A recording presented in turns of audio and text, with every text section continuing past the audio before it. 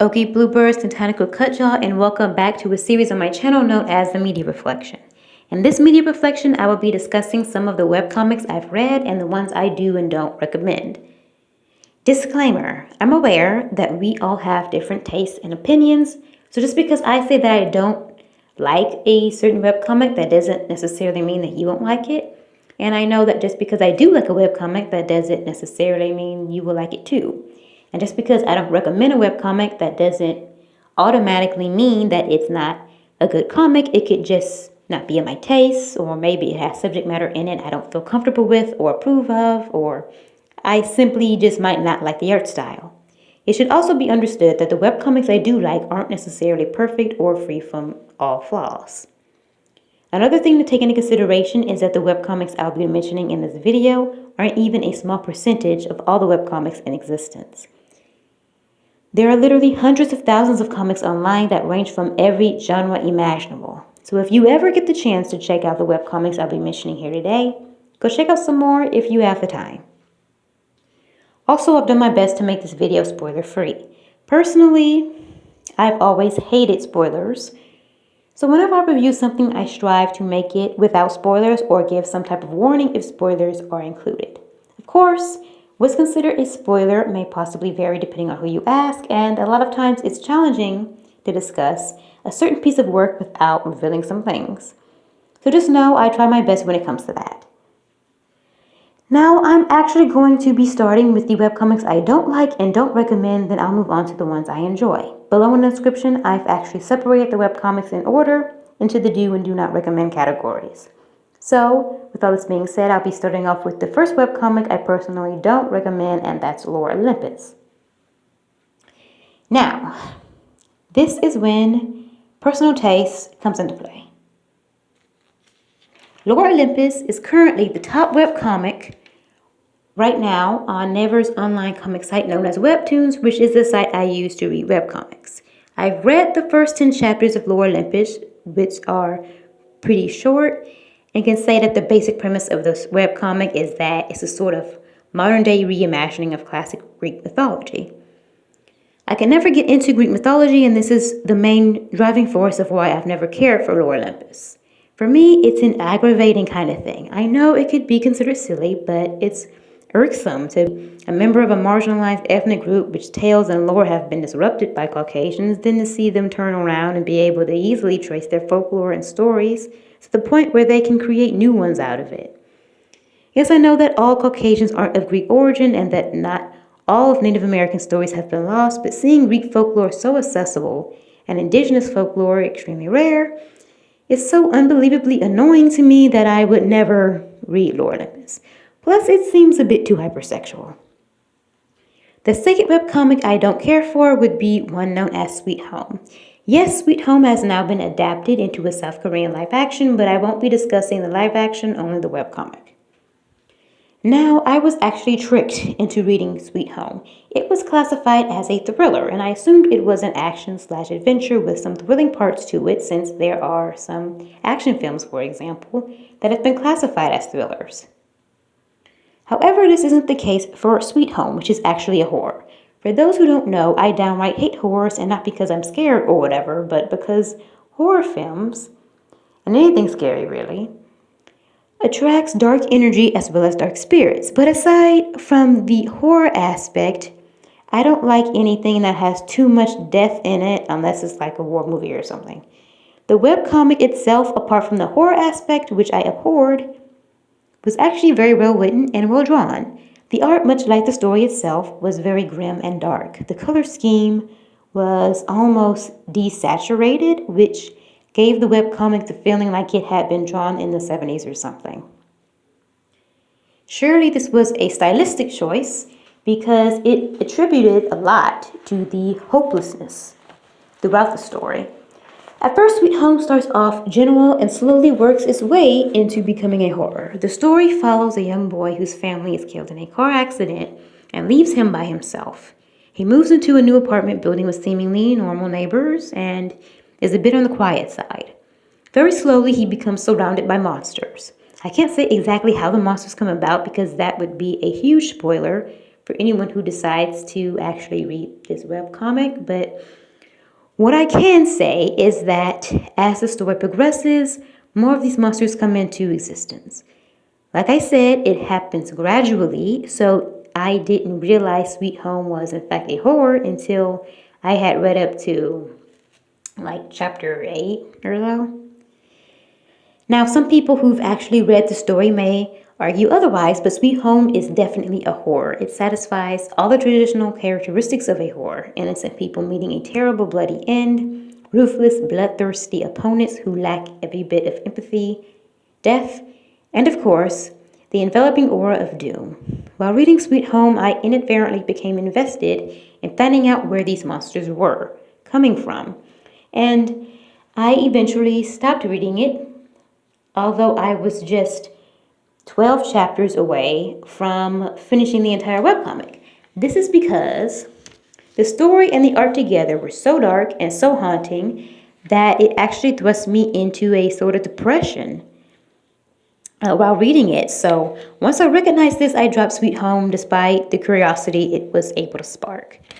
There are also some moral dilemmas that are insinuated, which you as a reader may or may not agree with. A lot of these reflect the personal viewpoint of the author. Some of these questions include: do rapists deserve to die terrible deaths? Is it okay to emotionally manipulate others if it ultimately is for the benefit of everyone? And is there true merit in fighting to the end, even if you know you or a loved one will definitely die? So yeah, that should give you a general idea of the kind of environment within the world of Sweet Home. Like I said earlier, overall, the plot, character development, and writing is great. But unless you're a fan of gore and enjoy horror, you should just skip this one.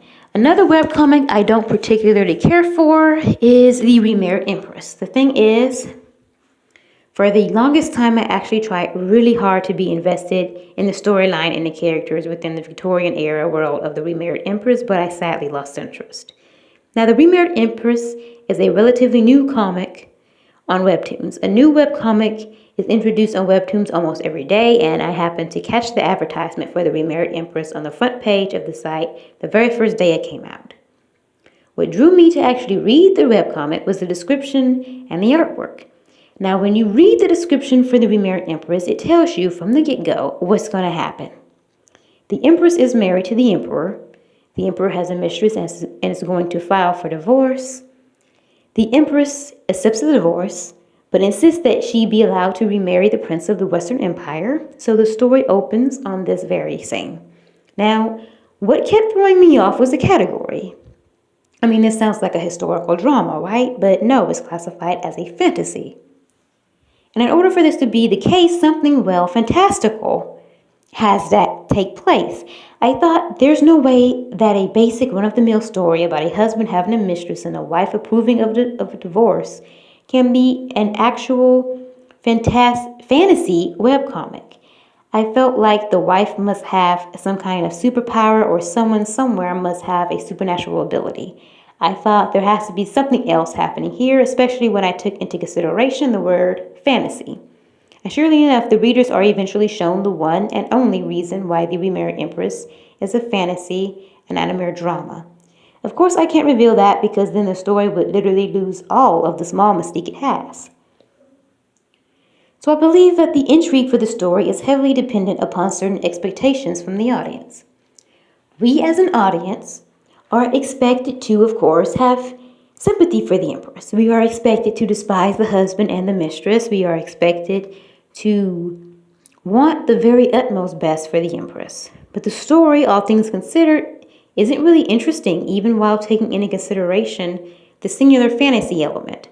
And in order for me to feel fully engaged with the story, again, at least for me, it's going to take more than mere pity for the main character for me to be truly invested in it. Now, at the very beginning, I didn't really care for this webcomic, but I kept coming back because I kept wanting to give it a chance for some reason, but no, I don't like it. I know we're supposed to feel sorry for the Empress, which you do a bit, but, and this may sound mean, I don't think the Empress herself is all that likable. I mean, yes, she's polite and intelligent and well-mannered, but her personality, to me, seems a bit bland and indifferent. While reading the story, I often wonder if she acted this way toward the husband, because if so, it's small wonder he would seek out emotional companionship from elsewhere. Now, by no means am I condoning affairs. I believe that if a husband and wife are having a qualm, they should talk it out and deal with it together. But as far as the context of the story is concerned, the Empress just doesn't seem to have a great personality. She's not evil or anything, just too uptight, I guess you could say. But I don't know, maybe the husband made her like that, or maybe it's due to a lack of proper character development. Aside from the main character's lack of a real personality, the story is too predictable for me. As you read on a bit more, we're introduced to the Prince of the Western Empire, who's supposed to be incredibly attractive somehow, because I honestly think that the Emperor is better looking. But we're supposed to hate the Emperor and everything about him, remember? Anyway, the story's plot is very predictable. The husband with the mistress is cold and unflinching. The mistress is dim-witted and ridiculously entitled. The new man waltzes into the Empress's life, and he's absolutely perfect, and he's incredible, and he makes her laugh, and he's literally everything the husband wasn't. Where have we heard this story before? Everywhere and all the time, right? My personal opinions about the plot and characters aside, the Remarried Empress is actually very well written, with absolutely no grammatical errors, unlike many other webcomics out there, and the art is very nice. The art puts you in the middle of the Victorian era, which I can only assume is the time period when the story is taking place. It's overall a decent read. It's just not surprising or interesting, or at least up to the part that I read. If you prefer something that's very calm and predictable with a touch of old school, then you might enjoy this webcomic. Now, on to the webcomics that I look forward to each week. The first webcomic that I recommend would be Seed, which is a sci-fi / action and adventure type story set in a futuristic world where an artificial intelligence, or AI, known as Taurus, is set on the loose and gradually takes over every aspect of this society. Initially, I had come across Seed while bored one day and looking for another webcomic to read. I had no idea I would actually end up enjoying this webcomic, especially when taking into consideration how I ultimately hate technology. I only use it because the society and culture we live in demands it. So I came into Seed very pessimistic, but now Seed is one of my favorite webcomics. The story follows a girl, Riley, and her relationship with Taurus, who has a penchant for renaming itself depending on who it's interacting with. This society is already highly technological, but Taurus is kind of like the big cheese. It can override any computer system, monitor dialogue from stoplights, and even control other pre-existing AI. But what makes this story truly interesting for me isn't the abilities of Taurus, but instead its social engineering skills, or rather its ability to influence people and their behavior. I don't want to reveal too much, so I'll just say that if you ever get the chance to read Seed, you just might like it too. My only issue with Seed is the length of the chapters. I'm actually a speed reader, so what takes the average person 5 minutes to read and understand only takes me maybe about 2 minutes to read and understand. What that means is that if there's a chapter that takes me less than 10 minutes to read, that chapter was too short. It takes me only several minutes to read and digest the chapters of Seed, so I think it would be nice if the chapters were a lot longer, but it's still an intriguing story. Another webcomic I like to read with chapters that are a bit too short for my taste is Stray Souls. The thing about Stray Souls that irks me a bit, aside from the short chapters, is the pacing itself. I feel like the story progresses way too quickly. It's as if the author was so determined to not let there be a dragging plot that she overdid it and created an accelerated plot. Now, I like the characters, artwork, and story of Stray Souls, but I feel like the constant dialogue and movement combined with the already short chapters cause the entire story to feel rushed. What I mean when I say constant dialogue and movement is that it seems as if the characters themselves don't even get time to breathe. You know how there are moments in which the characters stop and pause and reflect in a very natural way? This isn't really prevalent in Stray Souls because it's constantly jumping from scene to scene with little breaks. There seems to be continuity issues between scenes, and a lot of times things are a bit unclear. With this being said, this story is still cohesive enough for a reader to follow, and I enjoy the art and plot so much that I had to keep returning. Another subtle reason why I like Stray Souls is because early on in the story, we're introduced to a character who is representative of an indigenous tribe, and he's actually melanated as an indigenous person should be. But anyway, it was heartwarming to see that, since native people, again, who look like actual natives, are almost always non-existent in the mainstream. The next webcomic doesn't have any continuity or pacing issues at all, as well as decent-sized chapters, and that is Crown of Feathers. This is a newer webcomic that has been adapted for Webtoons after initially being published as a novel. The story follows an orphaned young woman in her journey to becoming what is known as a phoenix rider, a warrior who rides upon the back of a powerful phoenix.